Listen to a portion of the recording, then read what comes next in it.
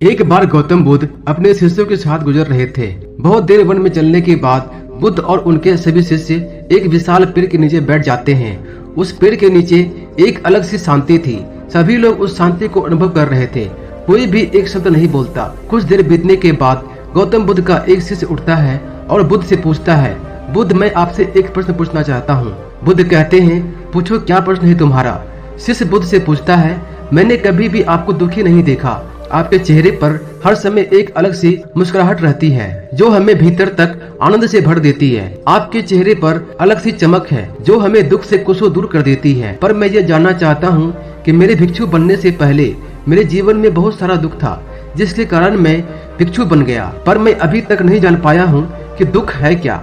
क्या आप मुझे बता सकते हैं कि वास्तव में दुख क्या है? बुद्ध मुस्कुराते हैं और अपने भिक्षु से कहते हैं, दुख एक विचार से ज्यादा कुछ भी नहीं है। सभी लोग सुनकर चौंकते हैं और बुद्ध से पूछते हैं, परंतु बुद्ध, विचार तो आते हैं और चले जाते हैं, पर दुख एक बार आ जाता है तो जाने का नाम ही नहीं लेता है।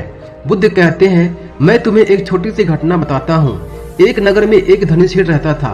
उसके पास एक वफादार नौकर होता था। वह सेठ अपने नौकर पर बहुत विश्वास करता था। वह सेठ अपने नौकर पर कभी भी किसी बात के लिए शक नहीं करता था, क्योंकि उसका नौकर वास्तव में ही बहुत ईमानदार होता है। एक बार उस सेठ को किसी काम से बाहर जाना पड़ा। 2-3 दिनों के बाद जब वह सेठ वापस लौटा तो वह एक कीमती सामान लेकर आता है।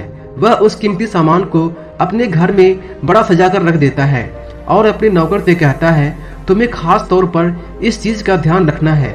ध्यान रहे यह टूटे नहीं, यह मेरा बहुत प्रिय है। नौकर कहता है, मालिक, मैं पूरा ध्यान रखूंगा, आप चिंता न करें। अगले ही दिन वह नौकर पूरे घर की साफ सफाई कर रहा होता है। साफ सफाई करते करते वह सेठ की उस कीमती चीज के पास पहुंचता है और उसकी भी सफाई करने लगता है। सफाई करते वक्त वह कीमती चीज उस नौकर के हाथ से फिसल जाती है और नीचे गिर जाती है।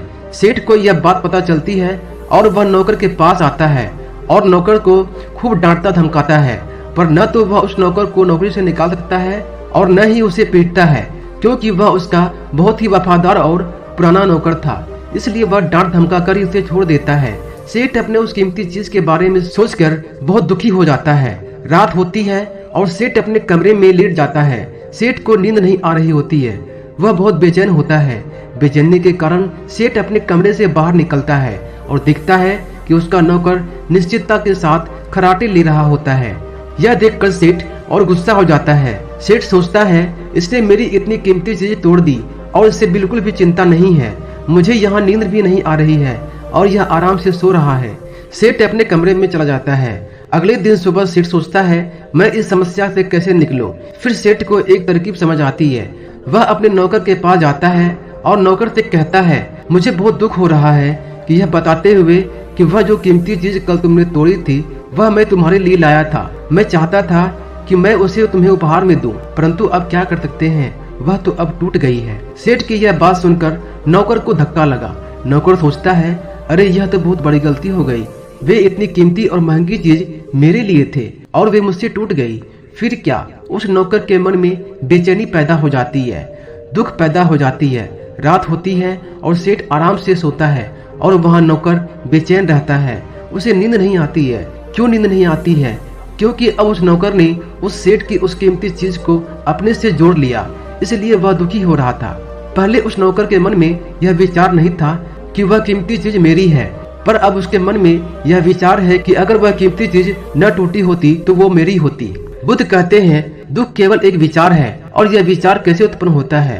अपने आप को किसी भी चीज से जोड़ने से यह विचार उत्पन्न होता है। हम जिस भी चीज को अपने आप से जोड़ देते हैं वह चीज हमारे दुख का कारण बनती है। लेकिन वास्तविकता तो यह है कि कोई भी चीज हमसे जुड़ नहीं सकती है। हर चीज आपके पास है, आपकी है, पर कुछ समय के लिए, कुछ समय के बाद वह आपसे दूर हो जाएगी। उस दूर होने की घटना को स्वीकार करें और आगे बढ़े।